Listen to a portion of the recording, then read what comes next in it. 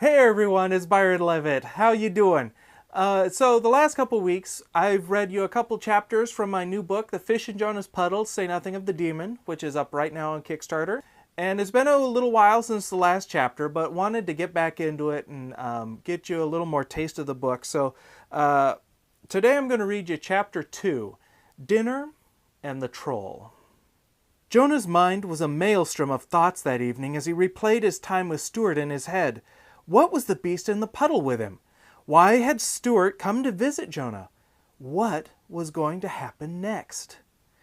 When his mother called him to dinner, Jonah shuffled to the table like a zombie extra in some grade C made-for-TV movie, which is somewhat fitting, since his consciousness was busy partaking in grand adventures somewhere far, far away.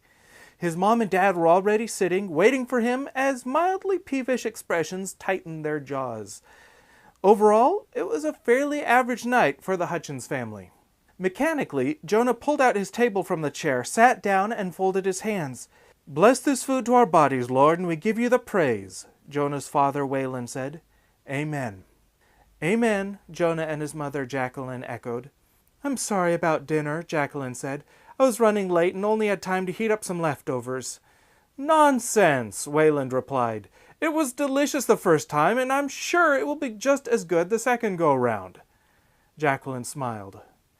"Well," said Wayland, taking a slice of reheated roast, "how was your day, dear?" "Oh, fine," Jacqueline said. "Uneventful enough, I suppose. And yours?" "Nothing too out of the ordinary," Wayland replied. "There was a little hiccup from marketing for the new launch, but that didn't take long to iron out. That traffic, though! Abysmal stuff! I sat on the freeway for half an hour before I was able to make it to my exit. You'd think people hadn't seen a little rain before." "I made a new friend today," Jonah said, looking up from his broccoli. Stunned silence fell on the table like a 2-ton anvil. Wayland's eyes ballooned. Jacqueline's jaw plummeted toward her dinner plate.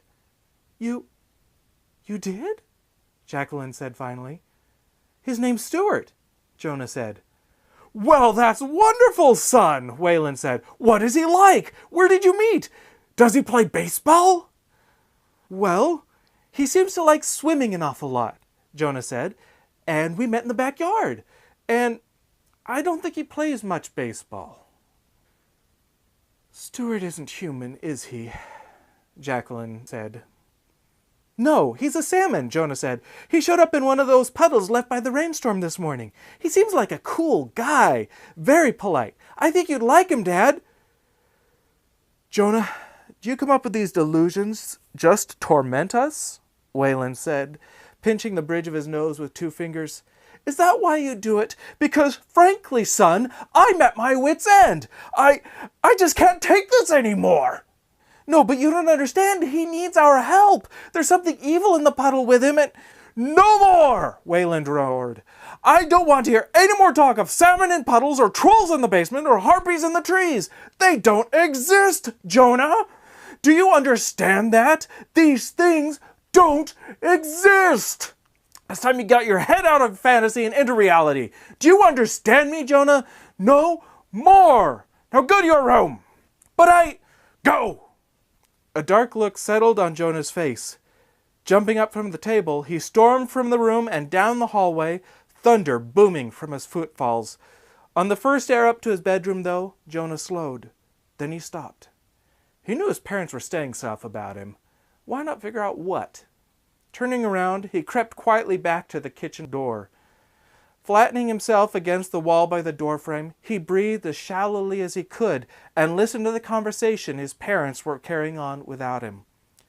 "You didn't need to be so hard on him," his mom said. I know," his dad said. "It's just, I worry about him. He doesn't even want to meet other kids. He just lives with his made-up friends in his imaginary world, and he's content. It's not normal, and it's not healthy." "I know, dear," Jacqueline said. "I know." Jonah felt his cheeks light aflame.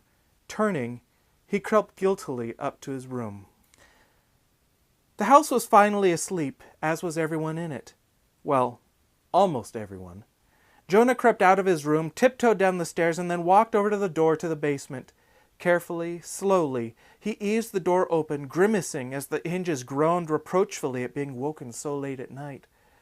Closing the door behind him, Jonah clicked on the light and tromped solemnly down his house's second staircase. "Humphrey," Jonah called, "are you awake?"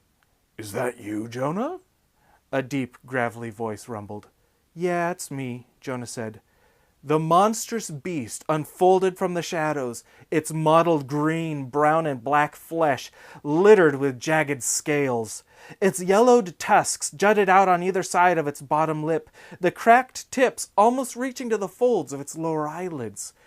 Speaking of which, its eyes were a virulent green with orange pupils as sharp as a cat's. The monster reached out one thick, meaty hand toward Jonah, the vicious nails on its fingers raking the air. It found Jonah's head and proceeded to ruffle his hair. "I got what you wanted," Jonah said. "You did?" Jonah reached under his pajama shirt and pulled out a big red and white striped bow tie attached to a bungee cord. "They don't make them in your size, so I had to rig this so it would fit, but it should work now." "Oh, thank you, Jonah, thank you," the troll said, gingerly plucking the bow tie from Jonah's hands. "It's just perfect." "You're welcome, Humphrey," Jonah said. "You're up late," Humphrey said, fastening the bow tie around his neck, stretching the bungee cord so it would reach. "Care to pick at your thoughts?" Jonah sighed. "It's my parents. They're worried about me, and they're tired of me talking to my imaginary friends." "Oh," Humphrey said. "Does that include me?" "They say you're not real," Jonah replied. "But I feel real," Humphrey said. "I think I'm real. Who could say I'm not?" Jonah shrugged. "I don't know. I don't think you're fake either, but they say you are." Humphrey nodded slowly. "I met another friend too," Jonah said. "His name's Stuart. He's a salmon who showed up in a puddle out in the backyard. He says there's something bad out in the puddle with him. I haven't seen it yet, though. I think we need to help him, but now my parents don't want me to talk to him again." "That's a tough one, Jonah," Humphrey said. "It's important to listen to your parents, but it's also important to help others who need it." "What should I do, Humphrey?" Humphrey cleared his throat. "I don't rightly know. I think you'll have to figure this one out for yourself." "I was afraid you'd say that." Jonah paused. Then he added, "I don't know how much longer I'll be able to come hang out with you before they make me grow up." "It would make me very sad if we couldn't talk anymore," Humphrey said. "Very sad indeed." "Well, I suppose I should get back to bed," Jonah said. "Bye, Humphrey." "Goodbye, Jonah," Humphrey said. "Thank you for my new bow tie." Humphrey wrapped his arms around the little human, being careful not to smother him, or crush his bones to powder. Jonah, in turn, wrapped his arms as far around the troll as he could. Then he headed back up the stairs. "I love you, Jonah," Humphrey called when he was halfway up the staircase. "I love you too, Humphrey," Jonah said. Then he turned out the light and was gone. Well, that's the end of Chapter 2.